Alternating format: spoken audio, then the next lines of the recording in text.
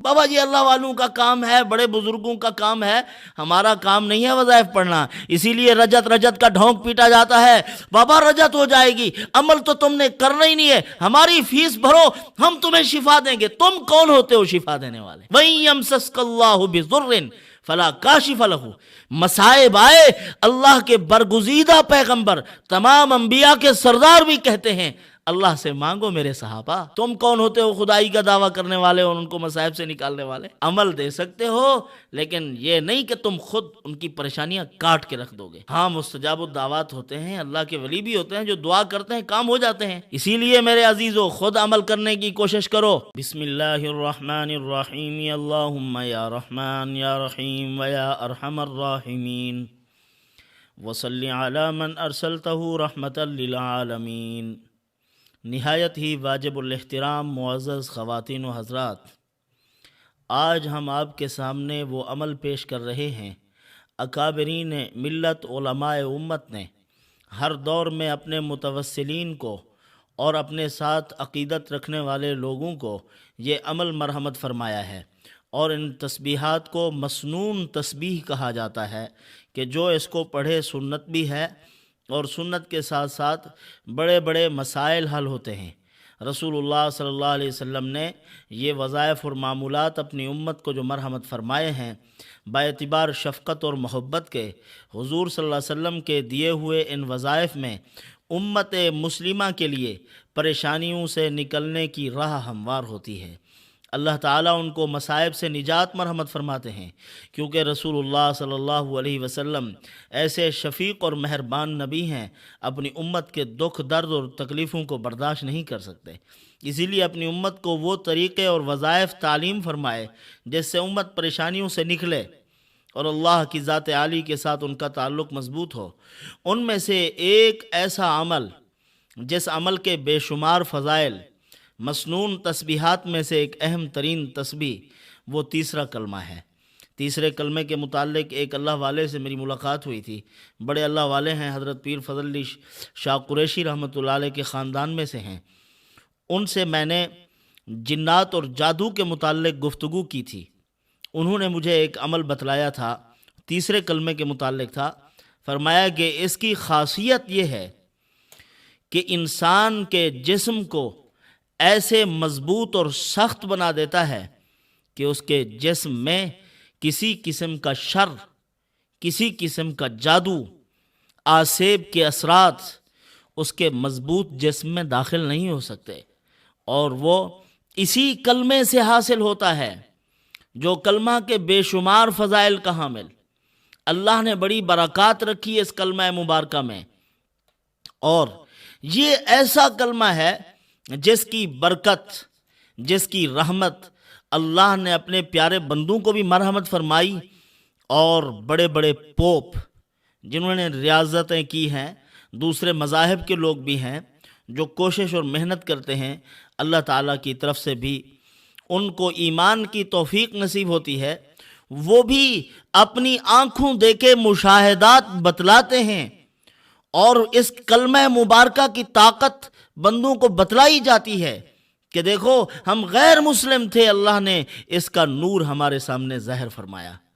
ہمارے بزرگ تھے حضرت مفتی محمود حسن گنگوہی رحمۃ اللہ علیہ، انہوں نے واقعہ لکھا ہے ایک، فرمایا کہ ایک جماعت گئی بیرون ممالک میں، یورپین ملک تھا، ان کا ایک بہت بڑا پوپ تھا، سارے علاقے کے لوگ، اس ریاست کے جتنے لوگ تھے وہ سب اسی پوپ کے ساتھ جڑے ہوئے تھے۔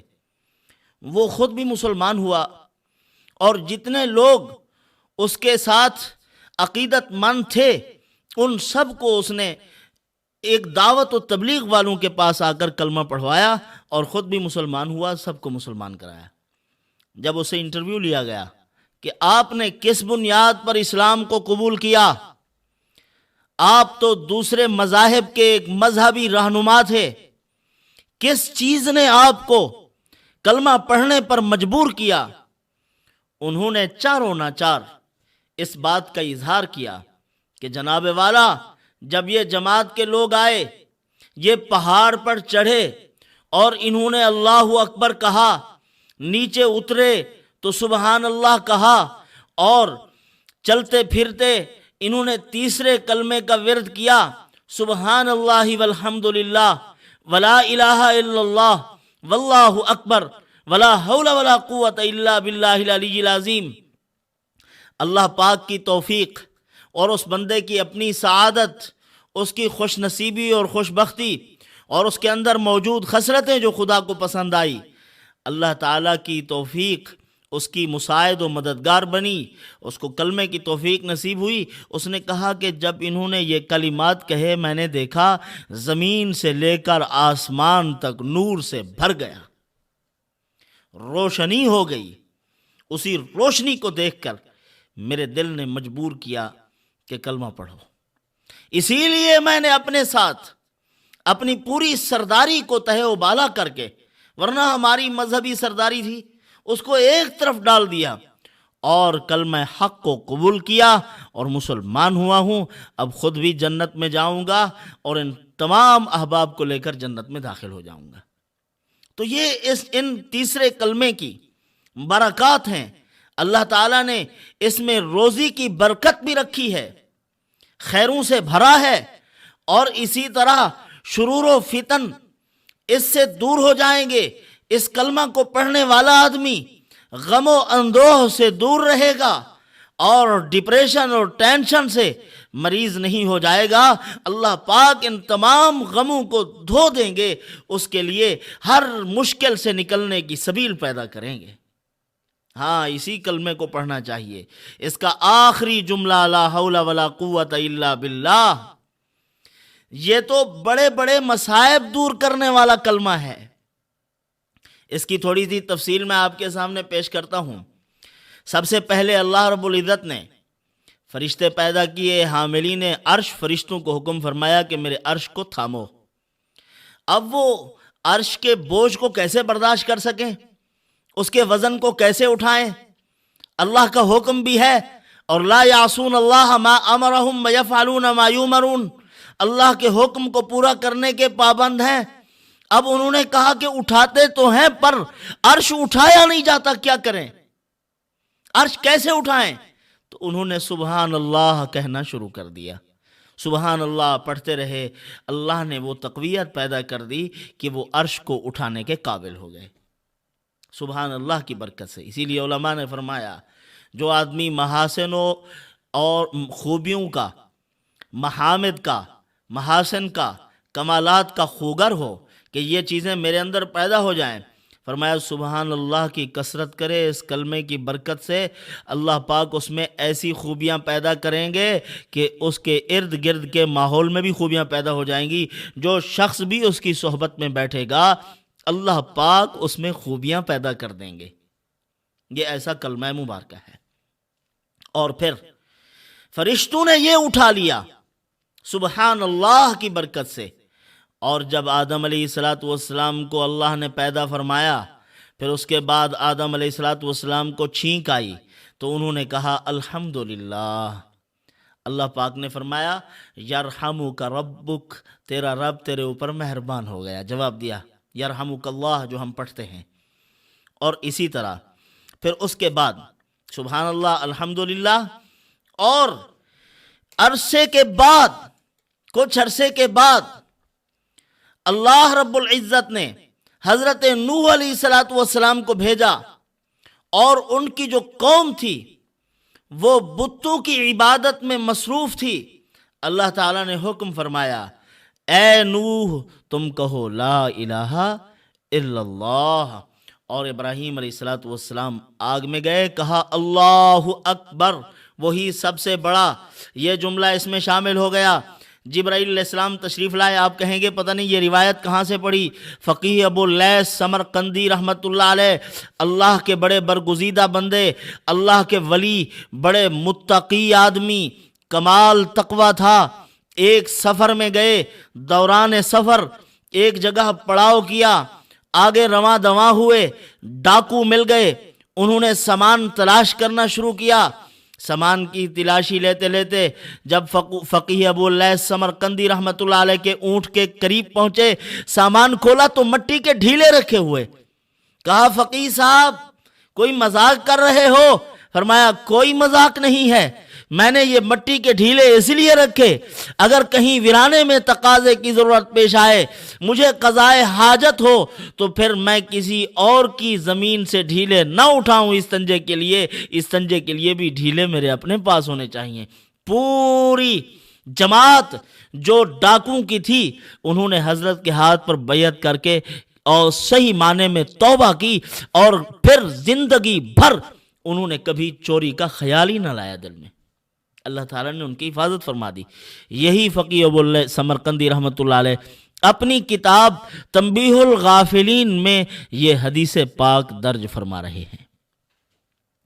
فرمایا کہ جبرائیل علیہ السلام تشریف لاتے ہیں، رسول اللہ صلی اللہ علیہ وسلم کے خدمت میں حاضر ہوتے ہیں، یہی پوری تفصیل سناتے ہیں، تو کہتے ہیں یا رسول اللہ اس طرح یہ واقعہ پیش آیا، یہ کلمہ بنا۔ تو رسول اللہ صلی اللہ علیہ وسلم نے فرمایا لا حول ولا قوت الا باللہ العلی العظیم۔ تعجب سے حضور نے ارشاد فرمایا تو اس کو بھی ساتھ شامل کر کے پورا کلمہ حضور صلی اللہ علیہ وسلم کو مرحمت فرما دیا گیا۔ یہ ہے تیسرا کلمہ، اس کے فضائل بہت زیادہ ہیں۔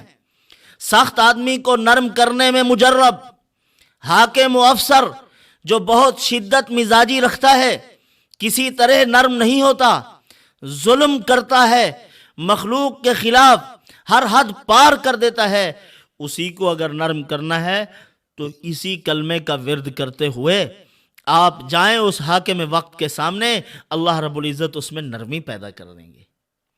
اگر میاں بیوی میں ہر وقت شکر رنجی رہتی ہے، اختلاف رہتا ہے، اور ہر وقت جھوک نوک، اختلاف کی نوبت، پریشانی ہے، گھر کا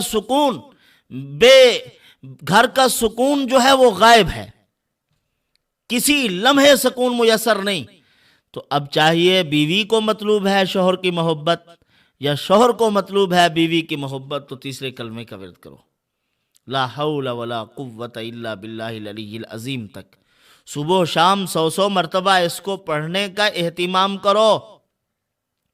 اسی طرح علماء نے لکھا ہے اگر کمزور آدمی اس کو پڑھے تو اللہ طاقت عطا فرما دے۔ طاقتوں کے خزانے اللہ کے پاس ہیں، عزتوں کے خزانے بھی اسی کے پاس۔ کمزور پڑھے تو اس کو طاقت نصیب ہو، بیمار پڑھے تو اس کو شفا نصیب ہو۔ اسی لیے صبح و شام اس کو معمول بنا لیجئے اپنا۔ ظالم کی ہلاکت کے لیے پڑھنا چاہتے ہو تب بھی اللہ پاک ظالم کو تباہ و برباد کر دیں گے، دشمن آپ کے ناکام رہیں گے۔ یہ اس مبارک کلمہ کی خصوصیات۔ صبح و شام صرف 100 مرتبہ پڑھنا ہے، درود شریف بھی اس کے ساتھ شامل کر لیں۔ اور تیسرا کلمہ درود شریف اور استغفار کے فضائل بے شمار۔ لا حول ولا قوت الا باللہ بھی استغفار کے قائم مقام ہے۔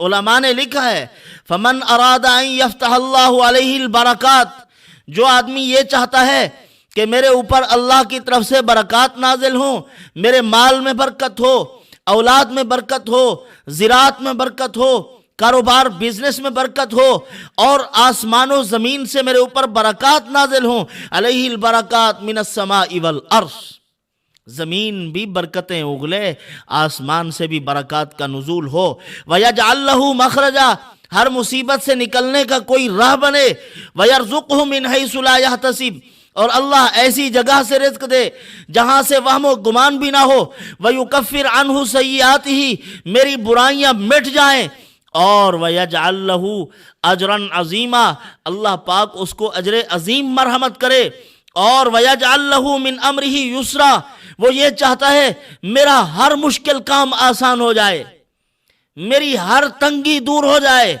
وَيَكُونَ مَعَهُ وَيُحِبُّهُ، اور فرمایا کہ وہ یہ پسند کرتا ہے کہ اللہ پاک میرا ساتھ بھی دیں اور میرے ساتھ محبت بھی کریں، وَيُنْجِيهِ، مجھے ہر قسم کی مشکلات اور مصائب سے اللہ پاک نجات عطا کریں، وَيَكُونَ مِنَ الْفَائِزِينَ، اور وہ یہ چاہتا ہے کہ میں فائزین، کامیاب لوگوں میں سے ہو جاؤں، ہر جگہ مجھے کامیابی میسر ہو، ہر جگہ میرے اوپر انعامات کی بارش ہو، تنگیاں دور ہو جائیں، تکلیف و مصائب دور ہو جائیں۔ فرمایا فَلْيَتَّقِ اللَّهَ، تقوی اختیار کرے، استغفار کی کثرت کرے، ندامت ہو اپنے گناہوں پر، ایسے آدمی کو اللہ رب العزت ہر مشکل سے نکالتے ہیں، ہر پریشانی اس کی دور کرتے ہیں، معاملات اس کے آسان ہو جاتے ہیں۔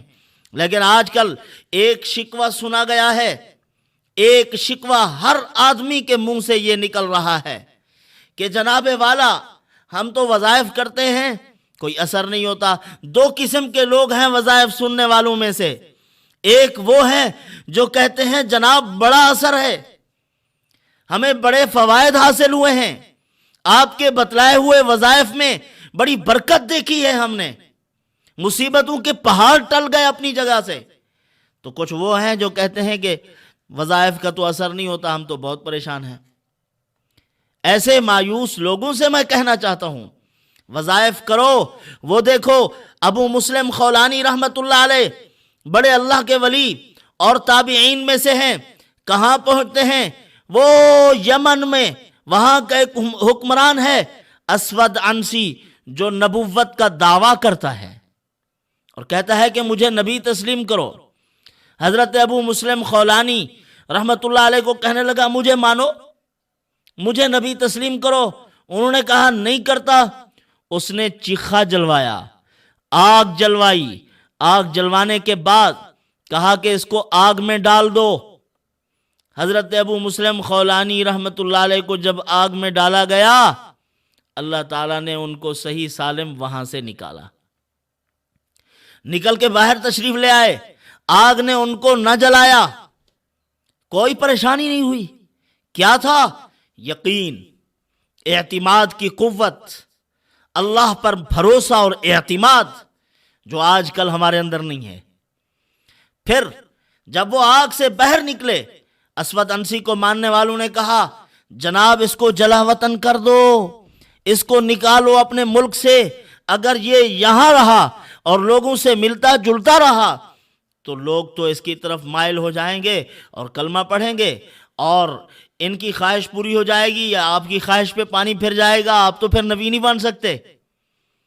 اس نے کہا اس کو مارتے نہیں ہیں، یہ ہمارا نقصان ہو جائے گا، اس کو جلا وطن کرتے ہیں۔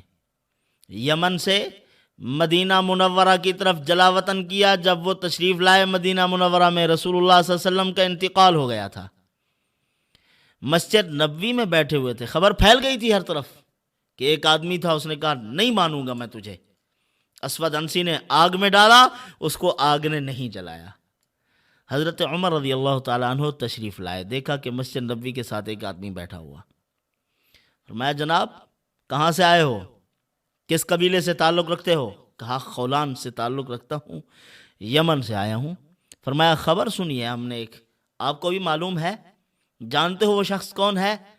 ابھی یہ پوچھ رہے تھے کہ حضرت کی فراست کام کر گئی۔ فرمایا واللہ وہ تم ہو، اور فرمایا کہ جو پچھلے انبیاء علیہ الصلوۃ والسلام کے ساتھ بڑے بڑے معجزات ہوئے ہیں، اللہ تعالیٰ نے امت محمد کے ساتھ وہ پورے کر دیے، وہ پورے ہو گئے ہیں۔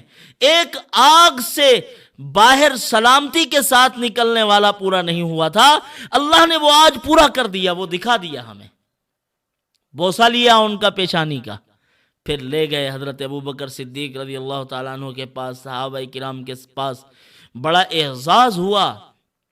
اللہ تعالیٰ اس طرح عمل کرنے والوں اور معمولات مضبوط رکھنے والوں اور یقین کے ساتھ عمل کرنے والوں کے عمل میں اثر رکھتے ہیں۔